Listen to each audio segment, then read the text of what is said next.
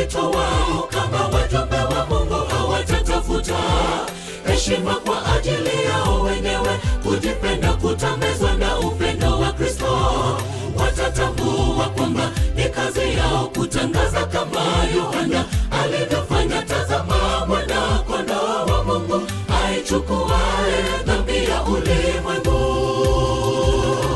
Walio waaminifu kwa wito wao, kama wajumbe wa Mungu hawatatafuta heshima kwa ajili yao wenyewe, kujipenda kutamezwa na upendo wa Kristo, watatambua kwamba ni kazi yao kutangaza kama Yohana alivyofanya. Tazama, mwana-kondoo wa Mungu aichukuaye dhambi ya ulimwengu.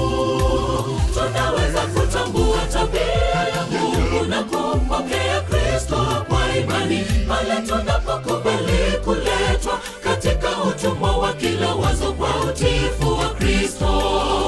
Wote wanaofanya hivi, Roho Mtakatifu wakabidhiwa bila kipimo, wanatembeleka katika Kristo awapaye nguvu. Tunaweza kutambua tabia ya Mungu na kumpokea Kristo kwa imani pale tunapokubali kuletwa katika utumwa wa kila wazo kwa utiifu wa Kristo.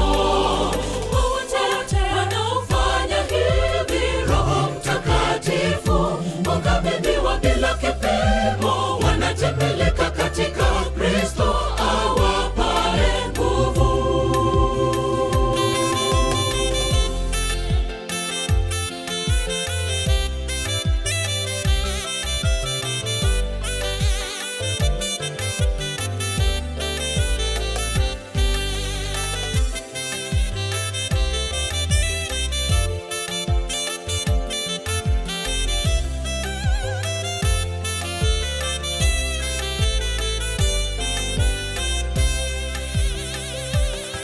Asante Mungu kwa kutoa dhabihu iliyolipia dhambi zetu.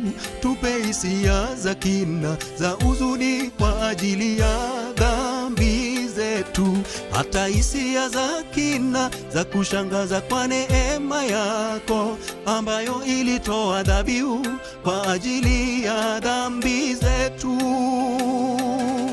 Asante Mungu kwa kutoa dhabihu iliyolipia dhambi zetu.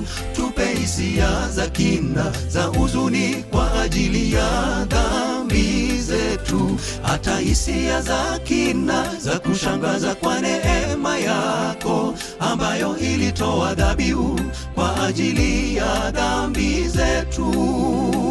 Tunaweza kutambua tabia ya Mungu na kumpokea Kristo kwa imani pale tunapokubali kuletwa katika utumwa wa kila wazo kwa utiifu wa Kristo.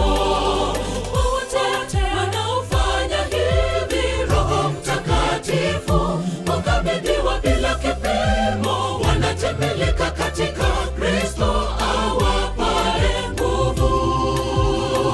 Tunaweza kutambua tabia ya Mungu na kumpokea Kristo kwa imani pale tunapokubali kuletwa katika utumwa wa kila wazo kwa utiifu wa Kristo.